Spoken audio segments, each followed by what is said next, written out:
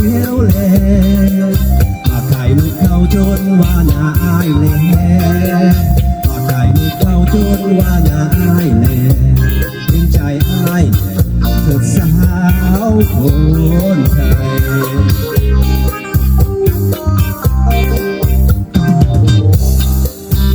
นกเขาของอายตุกอยู่วันคันคุกคูยามเห็นตัวแม่เราเข้าไล่กันเสียงดงแท้แท้เราเข้าไล่กันเสียงดงแท้แท้เขาเลี้ยงไว้เป็นลูกแพะเสือไว้เห็นแนวโอ้เด็กน้อ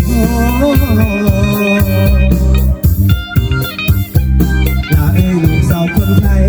ลาเอ้ยน้องสาวคนไทยสื่อนกเขาซอยอายเล่นกเขาคอแดงแก้วเลี้ยงลูกแน่ซี่ไว้แน่ซี่ไว้เฮ็ดแน่ซี่ไว้แน่ซี่ไว้เฮ็ดแน่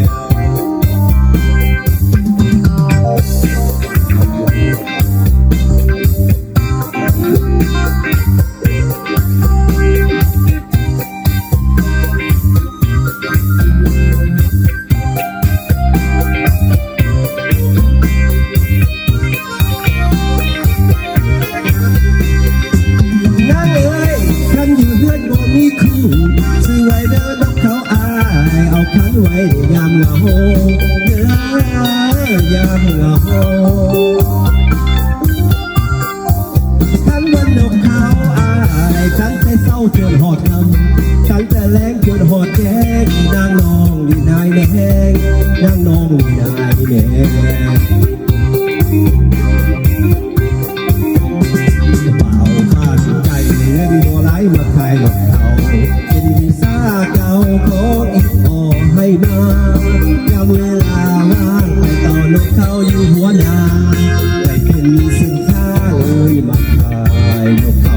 ได้มาพบเจ้านกเขาอายก็เลย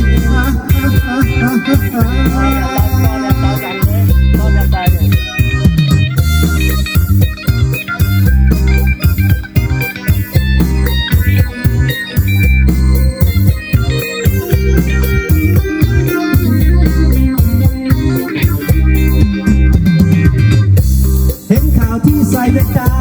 เห็นข่าวที่ใส่แว่นตาขับรถสุดตาสีตาสวยท่าทางหลอกคนจังเลยท่าทางหลอกคนจังเลยถ้าแม่คนสวยที่เป็นหรือยังไอ้ขอลำดังในบอกคนดีอย่านั่งหน้าเบอร์ใบหน้า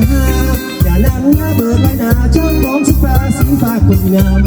ได้เห็นแล้วก็อายได้ทานเจ้าอย่าที่ดำทำเป็นแน่บอกก็โลดจนหน้าปุ๊บออกมาตามาว่องกันก่อนอย่าเฝ้าไปใส่ไม่นอนมาเล่ากันก่อนเธอท้ากันดามากลายเด้เด้ล่ะเขาใส่เดินตาสุดป้าขึ้นมา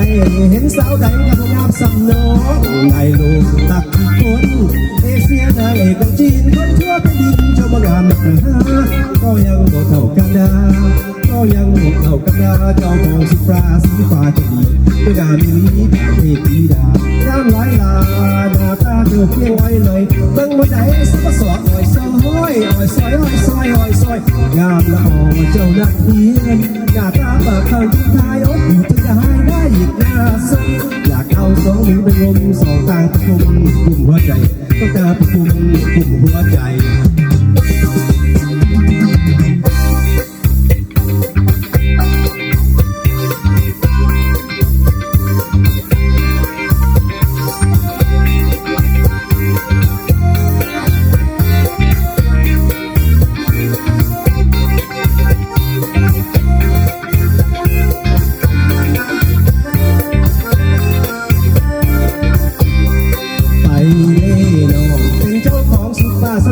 ให้วาสนาคือจังบักอายก็ได้ตั้งแต่มองเธอเที่ยวตามทุกเวลาเพื่อได้เดจะผ่านมาจอดรถน้องอยู่ไฟแดงเห็นรถอันนั้นผ่านมาทุกราสีฟ้าเหมือนกันได้คิดว่าเล่นเดิมได้รถหันบ่ดีน้อง